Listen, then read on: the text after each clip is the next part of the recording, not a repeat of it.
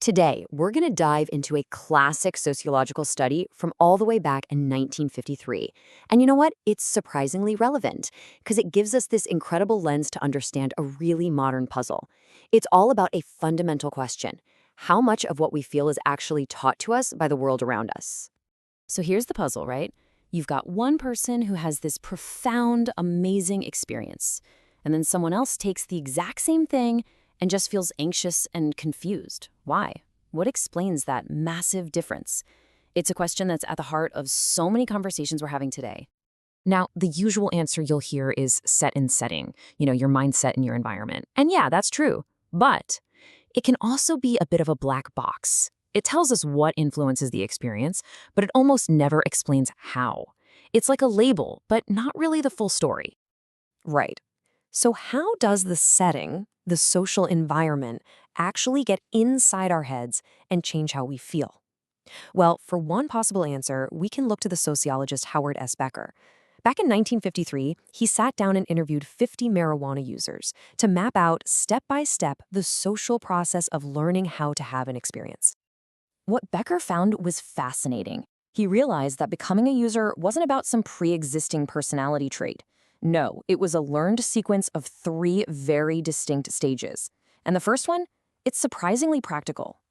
So here it is, the roadmap that Becker laid out. And the whole journey starts with something super basic: learning the right technique. I know it sounds simple, but as he discovered, if you don't get this first physical step down, absolutely nothing else can happen. And this is such a crucial point. Becker's interviews showed that the experience isn't just some automatic chemical reaction. The very first barrier is purely mechanical. A new user has to learn the specific skill of how to smoke it in a way that produces any effect at all. And this quote just shows it perfectly, right? It's not intuitive, it's a social act. You need an experienced user to literally show you the ropes, to give you direct instructions. Without someone passing that knowledge along, the beginner is probably just going to give up and think, well, this stuff doesn't do anything. Okay, so let's say the technique is mastered. The real effects can finally start to happen. But this leads to the second, and honestly, a much more subtle stage: learning to actually recognize what it is you're feeling. Back to our roadmap, we're at step 2, learning to perceive the effects. This is where it gets really interesting. Just because the physical symptoms are there, it doesn't mean the person automatically knows what they are, or even connects them to the drug they just used. I mean, this quote from one of the interviews just says it all. It suggests that being high is actually 2 separate things. You've got the raw physical sensations, and then you have the recognition of those sensations as the effect. If you don't make that connection, for you, the experience just isn't happening. So how do you learn to make that connection? Well, again, it's social. The more experienced users, they kind of act like guides. They point out the signs. They'll laugh and say, "Whoa, look how much you're eating." Or they'll ask, "Hey, do your feet feel cold?" They're basically giving you the vocabulary for these new, kind of confusing feelings. This story from a musician in the study is the perfect example of this. He and his band played a single song for almost 2 hours and had no idea. It was only later, when his friends pointed out this objective fact, this crazy distortion of time, that he could look back on his first milder experience and finally go, "Oh, that's what that was." He learned how to label the feeling.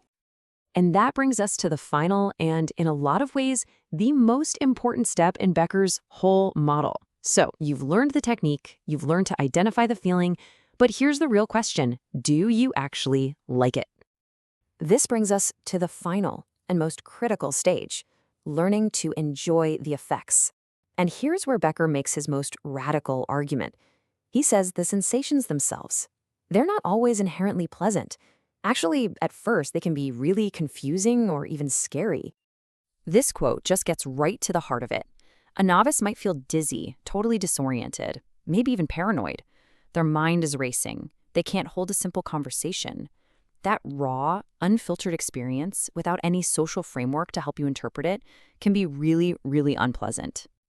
This little exchange right here is everything. You can literally see the social redefinition happening in real time. A beginner is terrified by what they're feeling.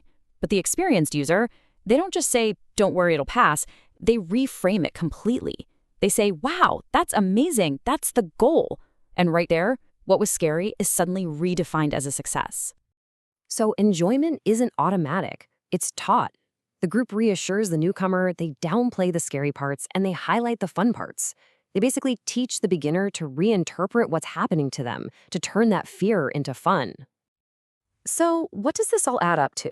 Well, Becker's conclusion completely reframes the whole thing. It's not a simple chemical reaction, it's a learned behavior. You could even call it an acquired taste. I absolutely love this analogy. Think about it. Almost nobody likes their first raw oyster or their first dry martini. They're weird, they're bitter, they can be pretty unpleasant. We learn to like them through social cues, right? By seeing other people enjoy them, by learning to focus on certain parts of the flavor. Becker's arguing that this experience is exactly the same. And you gotta remember, at the time, this was a huge challenge to how people thought about this stuff. The main theory was that some people were just predisposed to this behavior because of their personality. But Becker came along and showed that, hey, maybe it's not about who you are before you start, but about the sequence of social experiences you go through. And this brings us right back to where we started, with set and setting. Becker's work gives us a concrete mechanism for how it all actually works. The social setting doesn't just, passively color the experience. It actively builds the user's mindset. It constructs the set by teaching the technique, by giving you the words for the feelings, and by defining those feelings as something good. And that leaves us with one last, bigger thought. This study was about one specific thing, but the principle behind it, it's everywhere. Just think about it for a second. From the burn of spicy food, to the ache after a great workout, to the confusion of looking at abstract art. What other complex, maybe even initially unpleasant experiences have our social worlds taught us to define and even to seek out as a source of pleasure?